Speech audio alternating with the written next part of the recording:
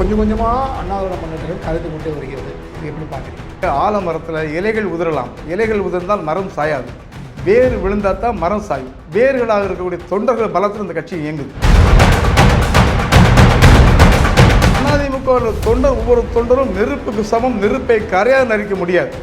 அவனுக்கு வியாபாரம் தெரியாது. அவனுக்கு தெரிஞ்சதெல்லாம் இரட்டைகளே, கொடி, எம்ஜிஆர், புரட்சி திறமா, இன்னைக்கு புரட்சி தமிழர் எடப்பாடியார், அது மட்டும் தான் தெரியும். காலங்கள் மாறும்போது தவிர்க்க முடியாது இல்லை. இன்னைக்கு எல்லா கட்சியும் எந்த கட்சி தான் உங்களுக்கு இன்னைக்கு ஒரு கம்யூனிஸ்ட் ஒரு பெரிய மகேந்திரன் அவரே விஜய் கட்சிக்கு போயிட்டாரு. கம்யூனிஸ்ட் கட்சி கலந்து போச்சா?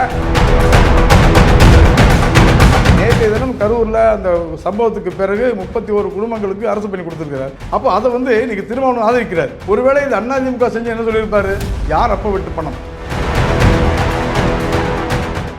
பைதபிள் நேயர்களுக்கு வணக்கம்.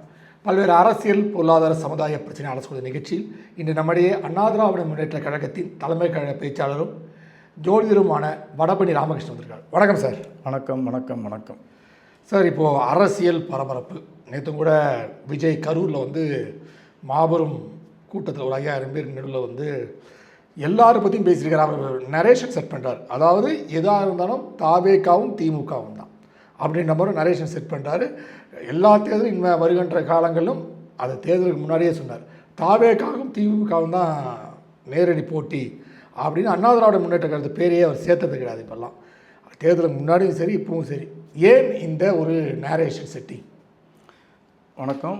தலைவர் எம்ஜிஆர் ஒரு படத்தில் சொல்லுவார், என்னதான் நடக்கும் நடக்கட்டுமே, இருட்டு நீதியை மறைக்கட்டுமே, தன்னாலே வெளிவரும் தயங்காதே ஒரு தலைவன் இருக்கிறான்னு அவர் அண்ணாவை சொல்கிறார். நான் இன்றைக்கி எடப்பாடியாக இருக்கிற தெம்பாக இருக்கேன். ரெண்டாவது, எனக்கு என்ன சந்தேகம்னு கேட்டிங்கன்னா, தொடர்ந்து விஜய் பேசுகிறது எல்லாமே திமுகவுடைய ஸ்டாண்டை தான் நினைச்சிடறான். திமுகவுடைய தூண்டுதல் பேரில் திமுக பிடிவி மாதிரி தான் விஜய் நடந்துக்கிறார். இன்னும் உதாரணத்துக்கு கேட்டிங்கன்னா, அந்த ஆட்சியில் 2500 மகளிருக்கு தர சொல்லிட்டு 1000 ரூபா கொடுத்துட்ருக்காரு. 1000 அவங்க கொடுத்து தான், திமுக கொடுத்த 1000 ரூபாய் உரிமை தொகை அதே 1,30,00,000 பேருக்கு இவர் கொடுத்துட்ருக்காரு. இவர் சொன்னது கொடுக்கல, அதே கண்டினியூ பண்ணுறாரு.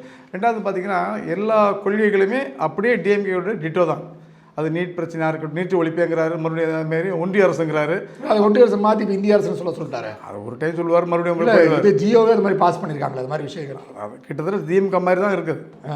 அதனால் அவர் என்ன நினைக்கிறாருன்னா, உதாரணம் சொல்லணும்னா, உங்களுக்கு வெள்ளிக்கிழமை பல்லாவரம் சந்தை, சென்னை புறநகர் மக்களுக்கு தெரியாது, சென்னையை சுற்றி இருக்க மக்களுக்கு தெரியும். சென்னை, திருவள்ளூர், காஞ்சிபுரம் மக்களுக்கெல்லாம் தெரியும், மாவட்ட மக்களுக்கு தெரியும். நான் குறிப்பாக சொல்கிறது, சென்னை பல்லாவரத்தில் வெள்ளிக்கிழமை சந்தை, சனிக்கிழமை பனையூரில் சந்தை அப்படிங்கிற மாதிரி சொல்லுவேன். அதாவது அவர் என்ன நினைக்கிறாருன்னா, திமுகவுக்கு தாவேக போட்டிங்கிறது மூலமாக அதிமுகவை இல்லை சொல்கிறது நினைக்கிறார். அது உண்மை கிடையாது. உதாரணத்துக்கு, அதிமுகவுடைய எடப்பாடியார் அவர்கள் தான் கடந்த ஆண்டு செப்டம்பர் 27 நடந்த சம்பவத்துக்கு பிறகு முதலாக குரல் கொடுத்து அவரை காப்பாற்றியவர். அது குறைந்தபட்ச நன்றி விசுவாசம் இருக்கணும், ஒரு எதிர்பார்க்க முடியாது. இன்னொரு முக்கியமான விஷயம் கேளுங்க. நடிகர் விஜய் என்ன சொல்கிறாரு, நான் 90லேருந்தே மக்களுக்காக பணியாற்றி கொண்டிருக்கிறேன் அப்படிங்கிறார். ஒரு வரலாற்று குறிப்பு சொல்கிறேன். 1991 முதல் 96 வரை புரட்சி தலைவி அம்மா அவர்கள் முதலமைச்சராக இருந்தார். ஆட்சி 96 திராவிட முன்னேற்ற கழகம் ஆட்சிக்கு வருகிறது. 97 திராவிட முன்னேற்ற கழக முதலமைச்சர் கருணாநிதி முதலமைச்சராக இருக்கிறார். எதிர்க்கட்சி தலைவி புரட்சி தலைவி அம்மா எதிர்க்கட்சி தலைவோடு கிடையாது. 96 4 சீட்டை நம்ம ஜெயித்தோம். அப்போது புரட்சி தலைவி அம்மா அவர்கள் எதிர்க்கட்சி தலைவோடு கிடையாது, ஒரு கட்சியினுடைய தலைவி, அவ்வளோதான், கட்சி தலைவி. நான் என்ன சொல்ல வரேன்னா, அந்த 97ஆம் ஆண்டு திரைப்படத்துறையிலே பணியாற்றி கொண்டிருக்கக்கூடிய அந்த பெப்சி தொழிலாளருக்கும் தயாரிப்பாளருக்கும் பிரச்சனை நடந்து ஸ்ட்ரைக் நடக்குது. ஸ்டேக்கில் யார் யார் பங்கெடுத்துக்கிட்டாங்கன்னா, அந்த விஜய்க்காகவோ, ரஜினிகாந்துக்காகவோ, கமல்ஹாசனுக்காக, இவங்களுக்காக சாம்பார் பக்கெட் தூக்குனதுலேருந்து, லைட் பாயிலேருந்து லைட் தூக்குனதுலேருந்து அத்தனை பேர் பட்டினியாக கிடந்தான். அன்னைக்கு ஒரு ஃபீல்டு இருக்கும்போது ஒரு ஹெல்ப் பண்ணலை விஜய். சினிமாக்காரன் கூட ஹெல்ப் பண்ணல. இவனுக்காக ஓடி ஆடி உழைச்ச தொழிலாளர்களுக்கு ஒன்றும் செய்யலை. அன்னைக்கு புரட்சி திரு அம்மா அவர்கள் 97ஆம் ஆண்டு அந்த ஸ்ட்ரைக் நடக்கும்போது அத்தனை தொழிலாளர் வீட்டுக்கும் 6 மாதத்துக்கு தேவையான அரிசியை மளிகை சாமான் கொடுத்து வாழ வைத்து அழகு பார்த்தவர் புரட்சி திரு அம்மா அவர்கள். இவர் 90லேருந்து மக்கள் சேவை செய்கிறீங்க, 97 சினிமாக்காரனுக்கு உதவி பண்ணலையே. அது ரஜினிகாந்தாக இருக்கட்டும், கமல்ஹாசன் இருக்கட்டும், லாரன்ஸாக இருக்கட்டும், விஜயா இருக்கட்டும், யாருமே புரட்சி திரு அம்மா மட்டும் செஞ்சாங்க. அதுக்கு சப்போர்ட் கூட பண்ணல. அந்த நேரத்தில் பாசத்தலைவருக்கு பாராட்டு விழான்னு சொல்லி கருணாநிதிக்கு விழா நடத்துனாங்க, அம்மாவுக்கு நடத்தலை.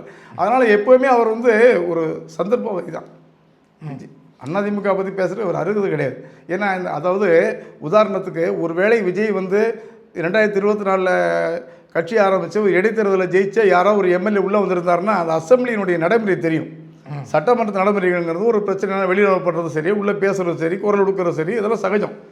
அப்போது நான் பேசுகிற ஓடி போயிட்டான்னு சொல்கிறாருன்னா ஒரு அசம்பிளி தெரியல, கதவு போட்ட போகிறேன்னு என்ன அர்த்தம்? சிறுவழித்தனமாக இருக்குது, குழந்தைத்தனமாக இருக்குது. எப்படி குழந்தையெல்லாம் வச்சு ஓட்டு வாங்கினவர் இன்னும் குழந்தைத்தனம் பேசிகிட்டு இருக்காரு, பேச தெரியல, இல்லை யாரும் இடையே கொடுக்குற பேசுகிறார்.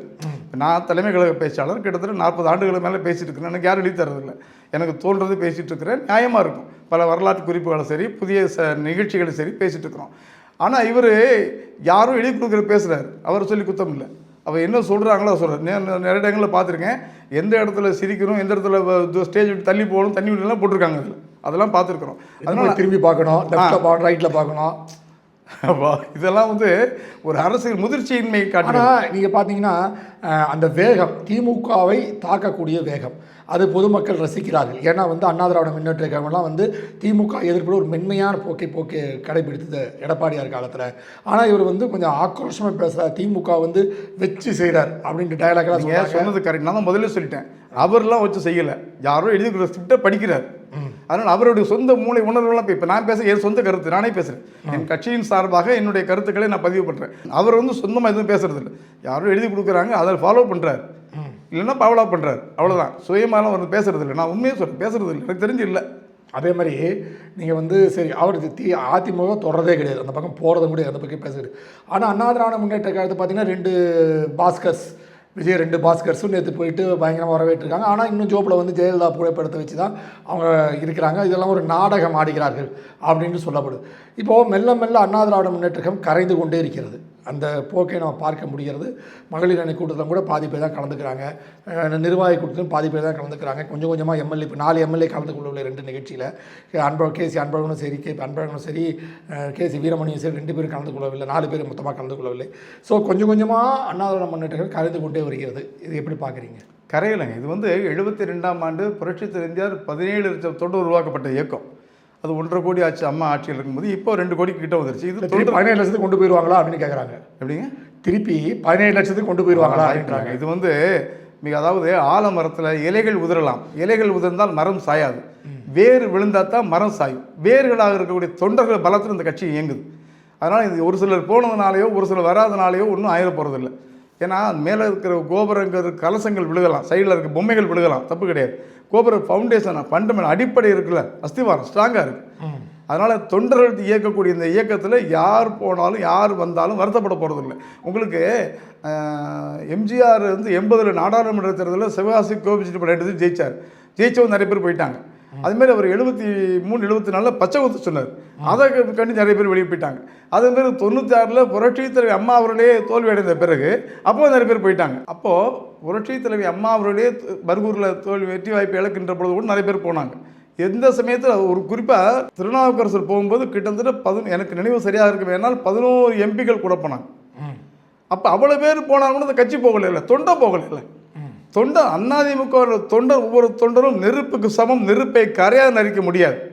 அவனுக்கு வியாபாரம் தெரியாது, அவனுக்கு தெரிஞ்சதெல்லாம் இரட்டைகளே கொடி, எம்ஜிஆர், புரட்சி தலைமா, இன்றைக்கி புரட்சி தமிழர் எடப்பாடியார், அது மட்டும் தான் தெரியும். தொண்டர் வந்து விலை போக மாட்டான், விலை போகக்கூடிய சரக்கு கிடையாது. தொண்டர் அடிமட்ட தொண்டர், இயக்கத்தை வளர்த்தவன், இயக்கத்தால் வளர்ந்தவன். இயக்கத்தால் அவன் வந்து தன்னை வளர்த்துக்கிட்டான தவிர பொருளாதார ரீதியாக வளர்த்துக்கல. எந்த தொண்டனும் பொருளாதார ரீதியாக தன் கட்சியார் மூலமாக வளரல. வியாபாரம் செய்தவர்கள் போய்விட்டார்கள், விசுவாசிகள் இருக்கிறார்கள். வியாபாரி வருவான், அவனையே சேர்த்துக்கிட்டே நீங்கள் என்ன கேட்கக்கூடாது. நீ வியாபாரிகளும் தவிர்க்க முடியாது. இன்னைக்கு விஜயபாஸ்கர் போய் நேற்று சொல்கிறாரு, வானலாவும் சொல்கிறார், எம்ஜிஆர் மாதிரி அம்மா மாதிரி பார்க்குறேன், இவர் கடைசி இவர் தான் முதலமைச்சராக சொல்கிறார். எந்த அடிப்படை சொல்கிறது தெரியல. அந்த கரூர் தொகுதியிலேயே விசிலுக்கு ஓட்டு போடாமல் 2 தான் ஓட்டு போட்டிருக்கான். இப்போ 108 சீட்டில் விசில் ஜெயிச்சிருக்கு. அப்போ 126 சீட்டில் தோற்றுருக்குல்ல. அப்போ 126 தொகுதியில் வேணாம்னு முடிவு பண்ணியிருக்கான். இந்த அலையாக இருந்தாலும் கூட போட்டிருக்கான். அதில் எங்களுக்கு ஓட்டு போட்டவங்க கூட ரெட்டலைக்கு சில இடங்களில் குறைந்த வாக்கு வித்தியாசம் வெற்றி வாய்ப்பு இழந்தாலும் கூட தொண்டன் இருக்கான்னு. இதெல்லாம் யாரும் அசைச்சு பார்க்க முடியாது. எவ்வளோ பேர் போனாலும் கூட இந்த இயக்கம் இருக்கும். புரட்சி அம்மா அவர் சொன்னதை போல் எனக்கு பிறகும் 100 ஆண்டு காலத்துக்கு தொடர்ந்து சொன்ன மாதிரி இருக்கும். சின்ன சின்ன சர்ச்சைகள் பிரச்சனையும் வரது. நமக்கு உடம்புல ஜுரம், காய்ச்சல், தலைவலி வரதான் செய்யும். மாத்திரை சாப்பிட சரியாக போயிடும். அதுவே சில இயக்கத்தில் சில புள்ளுகள் இருப்பாங்க, வருமானம் பார்ப்பாங்க, போயிடுவாங்க. ஏன்னா 5 ஆண்டு காலம் எதிர்கட்சியாக இருந்துட்டோம். இன்னொரு தொடர்ந்து 5 ஆண்டு காலம் நம்ம ஆளுங்கட்சிக்கு வர முடியல. இப்போதைக்கு இன்னும் 5 ஆண்டு காலம் இடையில தேர்தல் தான், அது ஒரு விஷயம். அப்போ அவங்களால 10 ஆண்டு காலம் சும்மா இருக்க முடியல. உதாரணத்துக்கு திமுகவில் எனக்கு கருணாநிதி பிடிக்காது. ஆனால் ஒரு விஷயத்தில் பாருங்கள், 77ஆம் ஆண்டு புரட்சி எம்ஜிஆர் ஆட்சிக்கு வருகிறார். தொடர்ந்து 3 தேர்தலில் எம்ஜிஆர் முதலமைச்சராக வருகிறார். 3 தேர்தலில் கருணாநிதி தோற்கப்படுகிறார். அதற்கு பிறகு எம்ஜிஆர் 87 மறைந்த பிறகு 89ஆம் ஆண்டு தேர்தலில் கருணாநிதி மீண்டும் முதலமைச்சராகிறார். அப்போ அத்தனை வருஷம் கட்சியை கைவிச்சிருந்தார்ல. எவ்வளவோ பிரச்சனைகள், சரிவுகள் வந்தாலும் கட்சியை வச்சுருந்தார். அதுமாரி திமுகவில் கூட அதிமுக நிறைய பேர் அங்கே போய் மந்திரியாக இருக்கான். எனக்கு என்ன சந்தேகம்னா, திமுகவிலேயே காலங்காலமாக போஸ்ட் ஓட்டினவன், கொடி கட்டினவன், கோஷம் போட்டவன்லாம் இருக்கான்ல, பணம் செலவு பண்ணவன், ஜெயிலுக்கு போனவன், அவனோட இவன் போய் ஃபீல்டு பண்ணி உட்காந்துட்டான்ல. அதனால என்ன இப்போ திமுக பெரிய இன்றைக்கி தோற்று போச்சா இல்லை அதிமுக அழிஞ்சு பார்ப்பான்? ஒன்றும் கிடையாது. இன்றைக்கி அவர் சொல்கிறது வந்து, அதாவது விளம்பரத்தால் உயர்ந்தவன் வாழ்க்கை நிரந்தரமாகாது. ஒரு ஸ்பீடாக போகிறவன் முட்டி சந்திரிக்கிற விழுந்துருவான். ஸ்லோவர் ஸ்டெடி, ஸ்லோவாக போய் ஸ்டெடியாக போகிறவன் லேங்கில் போய்கிட்டே ரொம்ப தூரம் போவான், பிரச்சனை இல்லை, பயணம் வந்து தடைப்படாது. வேகமாக போகிறவன் விழுந்துருவான். அதனால் தாவேக்கா வந்து நீண்ட காலத்துக்கு நீடிக்காது. ஒரு தேர்தல் அடுத்த தேர்தல் நிற்க சந்திக்க முடியாது. அவங்களுக்கு ஒன்றும் தெரியாது, அரசியல் தெரியாது. நீங்கள் அதுக்குள்ளே இல்லை, அதுக்குள்ளேயே இவங்க வந்து அந்த செட்டப்லாம் கொண்டு வர ஆரம்பிச்சிட்டாங்களே, தொழிற்சங்கம், கமலக்கண்ணன் போன்றவர்கள் எல்லாத்தையும் கொண்டு வந்து அந்த செட்டப் உருவாக்கிடுவாங்களா அடுத்த 2 ஆண்டுகளுக்குள்ள? நீடிக்காதுங்க. ரெண்டாவது, உங்களுக்கு விஜய் சொல்கிற மாதிரி அவருடைய ஆரம்ப காலத்தில் நாளை எதிர்ப்பு படத்திலிருந்து அவரோடு பயணித்த அந்த ரசிகர்களுக்கெல்லாம் இன்றைக்கி அங்கீகாரம் கிடைக்கல. குறிப்பாக இங்கேருந்து போன ஒரு ஜேசிடி பிரபாகரன், இங்கேருந்து போன ஒரு நிறைய பேர் இருக்காங்க உட்பட, அவங்களுக்கெல்லாம் நிறைய பதவி கிடச்சிருச்சு. உங்களுக்கு காஞ்சிபுரம் மந்திரியாக இருக்கிறவரெல்லாம் இங்கேருந்து போனவர் தானே.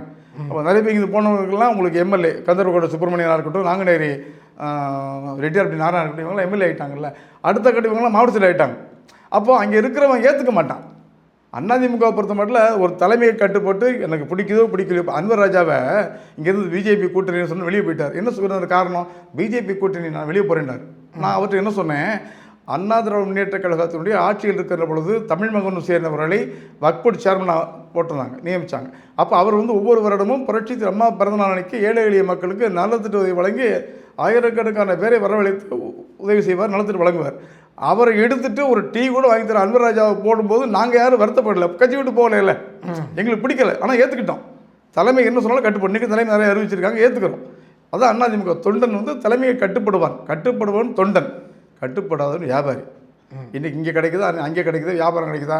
இன்னும் ஒரு அளவு அதிகம் அசிங்கமாக சொல்லணும்னா கூட கல்யாண மண்டபத்து வாசல் இலையை போட்டோன்னு ஓடிப்போம், அப்புறம் வந்து தூங்கிடும், மறுபடியும் சத்தம் கேட்டோன்னு இன்னொரு மண்டபத்துக்கு ஓடும். அவ்வளோதான், இதோட ஒன்றும் சொல்ல முடியாது. இப்போ நீங்கள் இந்த விஷயங்களை சொன்னாலே, இப்போ 5 ஆண்டு காலம் ஆட்சியில் இல்லை, இது அடுத்த 5 ஆண்டு காலம் வந்து தாவேக ஆட்சி தொடருமா இல்லையான்னு தெரியாத ஒரு பிரச்சனை இருக்குது. ஆனால் எல்லாரும் சொல்வது என்னென்னா, எடப்பாடியும் திமுகவும் இணைந்து ஒரு ஆட்சி அமைக்க முயற்சி செய்தார்கள், அதனால தான் நாங்கள் வெளியே, அது ஒரு காரணமாக தான் எல்லாமே சொல்கிறாங்க. நாங்கள் வந்து தீய சக்தி திமுகன்னு எம்ஜிஆர் அவர்களும் ஜெயலலிதா அவர்களும் சொன்னாங்க. அந்த திமுகவோட எடப்பாடி கூட்டணி போக வந்தார், அதனால தான் வெளியே போயிட்டோம் அப்படின்னு சொல்கிறாங்க. நீங்கள் எப்படி பார்க்குறீங்க? நல்ல கேள்வி இது. இந்த விஷயத்தில் வந்து பொய் சொல்கிறாங்கன்னு நான் சொல்கிறேன். அந்தமாரி எதுவுமே பேசலை. அதை ஸ்டாலின் அவர்கள் சொல்லலை, எடப்பாடியை வெளியே சொல்லலை, யாரும் சொல்லலை. அண்ணன் முனுசாமி என்ன திருமாவளவன் ஒரு நிமிஷம் சொல்கிறேன். என்ன சொல்ல வரேன்னா, உங்கள் ஆங்கிள்லேயே நான் வர்றேன். அவங்க யாரும் பேசலை, நீங்கள் கேட்குறதுக்காக ஒரு வாதத்துக்காக சொல்ல வர்றேன்.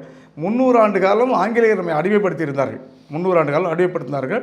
ஒரு வீரமண்டிய கட்டமைப்பில் தொடங்கி பஞ்சாப் பகத்சிங் வரைக்கும் எத்தனையோ வீரர்களை தூக்கில் போட்டிருக்காங்க, துப்பாக்கி கொண்டு செத்துருக்காங்க நிறைய பேர். இவ்வளவு மீறி நம்மளை வன்மைப்படுத்தி வகைப்படுத்தி இங்கேருந்து கோயில் வேதத்தை கூட கொண்டு போய் கொள்ளையடிச்சு போயிட்டா, அதுக்கு மீறி இவ்வளவு பாதிப்புக்கு அப்புறம் கூட நம்ம இன்றைக்கி இங்கிலாந்து ஒரு கிரிக்கெட் ஆகிட்டு இருக்கோம், சமாதானம் போயிட்டோம். போகிறோம் வர்றோம், பிரதமரை பார்க்குறோம், நம்ம பிரதமர் இங்கே வர்றாரு, அவங்க பிரதமர் இங்கே வர்றாரு, நம்ம பிரதமர் இங்கே போகிறாரு, சகஜமாகிப்போச்சு. பொருளாதார ரீதியாக சரி, தொழில் ரீதி அதில் மற்றவங்களாம் கொண்டாடிட்டு இருக்கோம். அதே போல் உங்களுக்கு திமுக காரனே மிசாவில் அவ்வளோ கொடுமையை சந்தித்த பிறகு கூட நேருவின் மகளே வருக நிலையான ஆட்சியர்னு சொன்னான். அதேமாரி அதாவது தீயசக்தி சொன்ன எம்ஜிஆர் இறந்துட்டார், புரட்சி அம்மா இறந்துட்டாங்க. இன்றைக்கி சூழ்நிலைக்கு கருணாநிதி இறந்துட்டார், ஸ்டாலின் இருக்கிறாரு, எடப்பாடி இருக்கார். ஒரு பொது எதிரி வீழ்த்தவருக்கு குறைந்த திட்ட மனப்பான்மையோடு சேர்ந்து தப்பு இல்லை. நான் ஏன் கருத்து சொல்கிறேன், கட்சியில் பேசுகிற அடிப்படையே இல்லை, நீ கேட்குறதுக்காக ஆர்குமெண்ட்டுக்காக சொல்ல வரேன். எப்படி வெள்ளக்கார 300 வருஷம் அடிமைப்படுத்தினாலும் கூட இன்றைக்கி இங்கிலாந்து கிரிக்கெட் ஆடுறோம்ல, பகை வச்சுட்டு இருக்குமா என்ன? வீட்டில் ஒரு தலைமுறை 2 தலைமுறை அடிச்சுக்கிட்டாலும் கூட அதுக்கப்புறம் வர பிள்ளை ஊட்டியெல்லாம் என்ன பண்ணுறாங்க, குலதெய்வம் கோயில் போய் சாமி கும்பிட்டு சமாதானம் போகிறாங்க. நான் சமாதானம் போகிறேன்னு சொல்ல வரல, அது என்ன தப்புன்னு கேட்க வர்றேன். ஒருவேளை திமுகவும் அதிமுக தான் சொல்கிறேன்ல, கருணாநிதி இறந்துட்டார், எம்ஜிஆர் இறந்துட்டார், அம்மா இறந்துட்டாங்க, அடுத்த தலைமுறை ஜெனரேஷன் வந்துக்கிட்டு இருக்குது. இந்த ஜெனரேஷனுக்கு பழைய வரலாறு நல்லது கெட்டது இருக்கும். என்ன, எம்ஜிஆர் வந்து கருணாநிதி தான் முதலமைச்சர் ஆக்கினார், கருணாநிதியை வீடை மீட்டு கொடுத்தாரு, எல்லாம் செஞ்சுருக்காரு. அதனால் அவங்களுக்குள்ள ஒரு பகைமை இருந்துச்சு, இது அரசியல் இதாக இருந்துச்சு. இப்போ காலங்கள் மாறும்போது தவிர்க்க முடியாது இல்லை. இன்றைக்கி எல்லா கட்சியும் எந்த கட்சி தான் உங்களுக்கு இன்றைக்கி ஒரு கம்யூனிஸ்ட் பெரிய மகேந்திரன் அவரே விஜய் கட்சிக்கு போயிட்டார், கம்யூனிஸ்ட் கட்சி கரைஞ்சி போச்சா? ஒரு காலத்தில் கிட்டத்தட்ட 62 சட்டமன்ற உறுப்பினர் கம்யூனிஸ்ட் இருந்தாங்க, இப்போ இல்லை, கட்சி இருக்குல்ல. அதனால் அப்படி ஒரு வேளை நீங்கள் இப்போ சமாதானமாக போய் பேச்சுவார்த்தை நடந்துன்னு சொல்ல வரல, நடந்துருக்கு சொல்ல வரல, நடக்கலை. நீங்கள் கேட்கறதுக்காக என்ன தப்புன்னு கேட்க வரல. தனிப்பட்ட முறையில் கம்யூனிஸ்ட் சேர்ந்த பேபி அகில இந்திய செயலாளர் தான் முதல்ல சொன்னார். அதுக்கப்புறம் வந்து திருமாவளவன் கூட இது வந்து நடந்தது, என்ன கூட துணை முதல்வரெல்லாம் எதுக்க சொன்னாங்க. இதெல்லாம் நடந்திருக்குன்னு பேச்சுவார்த்தை இருக்கு. அதாவது பேச்சுவார்த்தை 1000 விஷயம் வெளியே பேசலாம், ரெக்கார்டு என்ன இருக்குது. நான் உங்களுக்கு 10 லட்சம் கொடுத்தாலும் நம்ப வர அவர் யாராவது? வெளியே சொல்லலாம், ஜெயகிருஷ்ணன் எங்கிட்ட 10 லட்சம் வாங்கிட்டு பேச விட்டார், நம்புவாங்களா? பேசலாம், யார் வேணாலும் சொல்லலாம். இருக்கும் ஒரு வேளை ராமகிருஷ்ணன் கொடுத்துருவாங்க சொல்லுவாங்க யதார்த்தமாக. அது உண்மை கிடையாது. யாராவது ஸ்டாலின் பேசியிருக்கிறாரா, உதயநிதி பேசியிருக்கிறாரா, துரைமுருகன் பேசியிருக்கிறாரா, இல்லை எடப்பாடியார் துணை பொதுச் செயலாளர் முழுசாக யாராவது பேசியிருக்காங்க? ஒன்றும் இல்லை, யாரோ ஒருத்தர் பேசிட்டு போகிறாங்க, அப்படி தான் பேசுவாங்க. காஞ்ச மரத்தில் வந்து கல்லடிப்படாது, பழுத்த மரத்துலாம் கல்லடிப்படும், பேசுவாங்க. ஏதாவது வேணுமேங்கிறது பேசுகிறாங்க, சப்ஜெக்ட் வேணும் பேசுவாங்க. ஒன்றும் வேண்டாங்க. நேற்றைய தினம் கரூரில் அந்த சம்பவத்துக்கு பிறகு 31 குடும்பங்களுக்கு அரசு பண்ணி கொடுத்துருக்கிறார். அப்போ அதை வந்து இன்றைக்கி திருமாவளவன் ஆதரிக்கிறார். ஒருவேளை இது அதிமுக செஞ்சு என்ன சொல்லியிருப்பார்? யார் அப்போ விட்டு பணம், யார் அப்போ விட்டு காசு, ஒரு விபத்து ஏதாவது கொடுப்பீர்களா அப்படின்னு கேட்பார். இது அரசியல். வேணும்னா மருமக உடைச்சா பொன் குடம், மாமியார் உடைச்சா மண் குடம். இதுதான் இன்றைய அரசு. அப்படி தான் நல்லா இருக்காங்க. இது ஒரு பெரிய குற்றச்சாட்டே கிடையாது. நீங்கள் கேட்குறதுக்காக நான் சொல்கிறேன், என்ன தப்புன்னு கேட்க வர்றேன். தலைமை அப்படி பேசவே இல்லை, எங்கள் தலைமை அப்படி பேசவே இல்லை. நீங்கள் கேட்குறதுக்காக அது என்ன தப்பு? பொது இது இப்போ நான் என்ன கேட்க வர்றேன், ஓப்பனாகவே கேட்குறேன். தமிழ்நாட்டில் இன்றைக்கி உங்களுக்கு தெரிஞ்ச அரசியல் தெரியாது கிடையாது. தமிழ்நாட்டில் இன்றைக்கி ஒரு பிஓவில் ஆரம்பித்து கிளர்க்கு வரைக்கும் லஞ்சம் வாங்குறான்னா குற்றம் தானே. அப்போ ஓட்டுக்கு காசு வாங்குகிற மக்கள் குற்றம் தான் பண்ணியிருக்காங்க. இன்னும் ஒரு படி மேலே போய் சொல்லணும்னா, 2 கட்சிக்காரங்க காசை வாங்கிட்டு மக்கள் நம்மளை ஏமாற்றி விசிலுக்கு போட்டாங்கல்ல, அது எந்த விதத்து நியாயம்? இல்லை இப்போ அதான் சொல்கிறாங்களே, இப்போ அடுத்த பாட்டிலேருந்து பணம் தரணும் கலாச்சாரம் குறைஞ்சி போச்சு, நிறுத்தப்பட்டு எதிர்பார்த்துட்டு இருக்கான். உங்களுக்கு விசில்கிட்ட பணம் வாங்கலையே தவிர விசில் கொடுத்தா வாங்கிக்கிடுவான். விசில்கிட்ட வாங்காததுக்கு காரணம் ரெட்டலையும் சூரியன் கொடுத்தாங்க, வாங்கிக்கிட்டு விசிலுக்கு ஓட்டு போட்டான். அடுத்த தடவை கொடுக்கலன்னா ஓட்டு போட மாட்டான், சதவீதம் குறைஞ்சி போயிடும். எழுதி வச்சுக்கோங்க. காங்கிரஸாக இருக்கட்டும், திமுக இருக்கட்டும், அதிமுக இருக்கட்டும், யாருமே ஓட்டுக்கு காசு கொடுக்கல, செலவு காசு கொடுக்கல, போலிங் கம்மியாயிரும், சதவீதம் குறைஞ்சி போயிடும். அவ்வளோ விவரமெல்லாம் தமிழ்நாட்டு மக்கள் தெரிந்தலை. நீங்கள் என்ன கேரளாவா மற்ற ஸ்டேட்டில் சொல்கிறீங்கன்னா, இங்கே சொல்கிறேன் ஒத்துக்கிறேன், பணம் வாங்க ஓட்டு போடுவாங்க, ஜனநாயக கடமை. இங்கெல்லாம் சதவீதம் குறைஞ்சி போயிடும், 40% தாண்டாது. நீங்கள் சொல்கிறது மாதிரி பார்த்தீங்கன்னா எல்லாம் பழகப்பட்டு போச்சு உங்களுக்கு. தமிழ்நாட்டில் மக்கள் வந்து என்னைக்கு ஓட்டுக்கு காசு வேண்டாம்னு சொல்லணும். சார் அந்த திருவிழா வந்துருச்சு, எங்கள் தெருக்கு வரல சார்னு சொல்கிறான். ஆமாம், நம்ம போராட்டமே பண்ணுறான், பண்ணுறாப்ல. ஆமாம். அப்போ அப்படி இருக்க மென்டாலிட்டி ஒன்று சரியா. காரில் வர்றாங்க, 200 ரூபா 500 ரூபா வாங்குறது காரில் வர்றான், அவனுக்கு ஒன்றுமா இல்லை. அப்போ அந்த மென்டாலிட்டி வந்து பணம் கொடுக்குறாங்க, வாங்கணும். அதுக்கு மேலே ஒரு படி மேலே போய் உங்கள் அப்பா விட்ட காசை கொடுக்குற, கொள்ளையடிச்ச காசு கொடுத்தா மறுபடியும் கொள்ளையடி லைசன்ஸ் வாங்குறான் உங்கள்கிட்ட. அந்த நாகரிகமே தப்பு இல்லைங்க, வாதமே தப்பு தானே. நீ கொள்ளையடிச்ச காசை எனக்கு கொடு, நீ மறுபடியும் கொள்ளையடிச்சுக்க, அதிகாரம் தரியா நீ? இப்போ ஓட்டுக்கு காசு கொடுக்குற தப்புங்கிறது வாங்குறது தப்பு தானே. லஞ்சம் கொடுப்பதும் குற்றம், வாங்குவதும் குற்றம். அப்போ ஓட்டுக்கு காசு கொடுத்தாலும் குற்றம், வாங்கினாலும் குற்றம். எத்தனை பேர் கைது பண்ணியிருக்கீங்க வாங்கினவங்கள? இல்லை, அதே மாதிரி நிர்மலா சீதாராமன் மத்திய அமைச்சர் உங்கள் கூட்டணியில் இருக்கிறான்னு சொல்லப்படக்கூடிய சூழ்நிலை அவங்க ஒரு பேட்டி கொடுத்துருக்காங்க. அவங்க என்ன சொல்லியிருக்காங்க, ஸ்டாலினும் எடப்பாடி பழனிசாமி அவர்களும் தினசரி விஜயின் ஆட்சி வந்து கவிழ்க்கப்பட வேண்டும் என்று எண்ணிக்கொண்டிருக்கிறார்கள் அப்படின்னு சொல்கிறாப்புல. விஜய் ஆட்சி போகுங்கிறது ஸ்டாலின் நினைக்கிறாரு, எடப்பாடி நினைக்கிறாரு. 2 பேர் சேர்ந்து ஒரே கோட்டில் நினைக்கல. அவர் தனியாக நினச்சிருக்காரு, தனியாக நினச்சிட்டு இருக்காரு. அது ஒன்றும் பண்ண முடியாது. இப்போ நான் நினைக்கிறேன், நீங்கள் நினைக்கலாம். இப்போ சக்கரை டீ சாப்பிடும்போது அரை சக்கரை போட்டு நான் சாப்பிடுவேன், நீங்கள் அரை சக்கரை டீ சாப்பிடுவீங்க, 2 பேர் சேர்ந்து சாப்பிட அர்த்தமா? அவர் தனியாக நினைக்கிறார். அவர் இந்த ஆட்சியை ஒன்றும் வேண்டாங்க. எடப்பாடியார் ஆட்சி 2017 உட்காரும்போது ஸ்டாலின் சொல்லிட்டு இருந்தார், 1 மாதம் தாங்காது, 2 மாதம் தாங்காது, 100 நாள், 3 மாதம், வர்ற அமாவாசை சொன்னார்ல, 6 மாதம் தாங்க சொன்னார்ல, 4.5 வருஷம் கம்ப்ளீட், 50 மாதம் கம்ப்ளீட் பண்ணார்ல. எம்ஜிஆர் முதலமைச்சராக 77 உட்காரும் போதே கருணாநிதி சொல்கிற படம் 100 நாள் மேலே ஓடாதுன்னார். அரசியல் வேற என்ன சொல்ல முடியும் அவங்க? இல்லை, 2006 இதே மாதிரி மைனாரிட்டி அரசாங்கமாக திமுக வந்தபோது அப்போ கூட சொல்லிட்டு இருந்தாங்க, நீ நாளைக்கு கலைஞ்சிரும், நாளானைக்கு கலைஞ்சிரும், இது இந்த வாரம் கலைஞ்சிரும், அப்பவும் சொல்லிட்டு இருந்தாங்க இல்லையா? அன்னைக்கு காங்கிரஸுடைய இமாலய தவறு 96 எம்எல்ஏயோட கருணாநிதி உட்கார்றாரு. 2006 96 எம்எல்ஏ. அப்போ மெஜாரிட்டிக்கு பாமக இருக்குது, காங்கிரஸ் இருக்குது. கூட்டணி கேட்கல. அன்னைக்கு மத்தியில் திமுக மத்தியில் கூட்டணி கேட்குறாங்க, காங்கிரஸ்காரர் மாநிலத்தில் கூட்டணி கேட்கல. அன்னைக்கு கேட்டிருக்கலாம், வாய்ப்பு இருந்துச்சு, அன்னைக்கு கேட்கல. இன்றைக்கி கூட என்னென்ன ஒரு பெரிய தவறு, திமுக முதலமைச்சராக ஸ்டாலின் அவர் வரணும்னு சொல்லித்தான் கம்யூனிஸ்ட் கட்சிக்கும் சரி, மதிமுகவுக்கும் சரி, விசிகாவுக்கும் சரி, ஐஎம்யூஎலுக்கும் ஓட்டு போட்டிருக்கான் மக்கள்லாம். விஜய்க்காக ஓட்டு போடல. விஜய் நின்ற இடத்துல விஜய் கேண்டிடேட் ஆப்போசிட்டாக ஐஎம்எலுக்கு சரி, கம்யூனிஸ்ட்டுக்கு ஓட்டு போட்டு ஜெயிக்க வச்சுருக்கேன், மதிமுக விசிகாவுக்கெல்லாம்.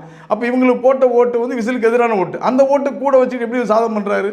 கேட்டாலும் சொல்கிறாங்க கவர்னர் ஆட்சி வந்துடும். என்ன தப்பு கவர்னர் ஆட்சி வந்தால்? இந்த கவர்னாட்சி வந்தால் ரோட்டில் போகிற சுற்றுவாங்களா, இல்லை பைப்பு தண்ணி நிப்பாட்டுவாங்களா, கரண்ட் நிப்பாட்டுவாங்களா? எத்தனை ஸ்டேட்டில் கவர்னாட்சி நடந்திருக்கு? இந்தியாவில் எத்தனை நடந்திருக்கு? தமிழ்நாட்டில் நடந்திருக்கு. தமிழ்நாட்டில் நடந்திருக்கு. தமிழ்நாட்டில் பல முறை கவர்னாட்சி நடந்திருக்கு, ஜனாதிபதி ஆட்சி நடந்திருக்கு, பல மாநிலங்கள் நடந்திருக்கு. இதெல்லாம் என்ன பெரிய தவறாக? இப்போ இது ஒரு காரணம். இவங்க பதவியை அனுபவிக்கிறதுக்கு, மந்திரி வாங்குறதுக்கு ஒரு காரணம் என்ன பண்ணுறாங்க? மத்திய அரசு உள்ளே வந்துடும், பிஜேபி உள்ளே வந்துடும். சினிமா கூட்டையை போயிட்டோம்னா, இப்போ இல்லை, அந்த காலத்து தேட்டர் போயிட்டோம்னா நம்ம க்யூவில் நின்றுட்டுருப்போம். எவனாவது லுங்கி கிட்ட வருவான், அவன் பாம்புன்னு கத்துறோன்னு கூட்டம் செதறி போயிடும், அவன் நேரம் டிக்கெட் எடுத்துருவான். அந்தமாரி திமுக அன்னையிலேருந்து திமுகவும் சரி, கம்யூனிஸ்ட் சரி, பிஜேபி உள்ளே வந்துடும் மக்களை ஏமாற்றிட்டு இருந்தாங்க. இப்போ கவர்னர் ஆட்சி வரக்கூடாதுன்னு சொல்லி தான் ஆதரிக்கிறாங்க. இப்போ மறுபடியும் இப்போ உங்களுக்கு ஒன்றும் இல்லை, நேற்று கிடைச்ச செய்திப்படி 9 எம்எல்ஏ மீது தவறான கல்வி ஆதாரம் கொடுத்துருக்குறாங்க சொல்லி ஒரு குற்றச்சாட்டு இருக்குது. அது எடுத்தால் இன்னும் குறைஞ்சி போயிடும். குறைஞ்சா மட்டும் தேர்தல் வைக்கணும்ல. இப்போ 5 தொகுதிக்கு தேர்தலுக்கு ஸ்டே கொடுத்துருக்குறான் ஹைகோர்ட்டில். மீதி 2 தொகுதி நடத்தலான்ட்டான். இன்னும் இன்றைக்கி சனிக்கிழமை சந்தை. எத்தனை பேர் போகிறோம், இன்றைக்கி போகிறோன்னா அடுத்த வாரம் போகிறோன்னா தெரியல. இத்தனை பேர் போனாலும் கூட தேர்தல் மறுபடியும் நடக்கும். அப்போ நடந்தானே ஆகணும். அப்போ அந்த இடைத்தேர்தல் வருகின்ற பொழுது மக்கள்லாம் பழைய மாயையில் இருக்க மாட்டான், தெளிவாயிட்டாங்க. இன்றைக்கி நேற்றே பார்த்தோன்னா அந்த கரூர் மேட்டர்லேயும் அங்கேயே நிறைய பேர் வெறுத்து தான் போகிறாங்க. என்னடா இது அப்படின்ட்டு. 285 நாள் கழித்து அவர் தூக்கி கேட்க போகிறார், வலிக்குதுங்கிறார். இன்னும் மேடை தானே, மன்னிப்பே கேட்கல, கேட்க மாட்டார். அவர் செஞ்சது, அவர் என்ன சொல்கிறாரு, காவல்துறை தவறு செய்து விட்டது, நான் தவறு செய்யலை, அப்படி தான் சொல்லுவான். திமுகவை நீங்கள் என்ன கேட்டிங்கன்னா, எவ்வளோ ஊழல் பண்ணாலுமே நிரூபிக்க முடியுமா, ஆதாரம் இருக்கிறதா, அப்படி தான் கேட்பாங்க. பண்ணல சொல்ல மாட்டாங்க. ஆதாரம் இருக்கிறதா, நிரூபிக்க முடியுமா, அதான் ஒரு ஸ்டைலு. மாட்டிக்காமல் தப்பு பண்ணுறது எப்படிங்கிற பிஹெச்டி. இவர் என்ன பண்ணுறாருன்னா, யாரும் எழுதி கொடுக்குறாங்க. எனக்கு தெரிஞ்சு திமுக இருந்து யாரும் அங்கே போய் உட்காந்து எழுதி கொடுக்குறாங்க, அவ்வளோதான். கண்டிப்பாக உங்கள் நேரத்தை ஒதுக்கி பேட்டி எழுதுகிற மகிழ்ச்சி. நன்றி. நன்றி, வணக்கம். நேரிலே மீண்டும் அடுத்த நிகழ்ச்சியில் சந்திப்போம். அதுவரை நன்றி, வணக்கம்.